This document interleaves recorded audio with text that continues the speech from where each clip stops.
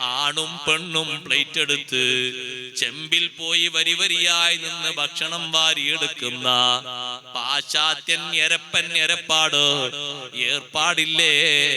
പാശ്ചാത്യൻ സംസ്കാരമില്ലേ? മുസ്ലിമിന് യോജിച്ചതല്ല, ഒരു കല്യാണത്തിനും യോജിച്ചതല്ല, ഒരു സൽക്കാരത്തിനും യോജിച്ചതല്ല. അല്ലാഹുവിൽ നിനക്ക് ഈമാനുണ്ടോ? അന്ത്യനാളിൽ ഈമാനുണ്ടോ?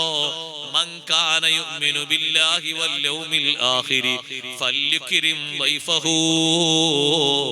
അന്ത്യനാളിൽ ഈമാനുള്ളവൻ, അല്ലാഹുവിൽ ഈമാനുള്ളവൻ അതിഥികളെ ആദരിക്കണം. എന്താണ് ആദരവ്? ഇരുത്തിയിട്ട് അവർക്ക് മാന്യമായി ഭക്ഷണം കൊണ്ടുപോയി കൊടുക്കണം.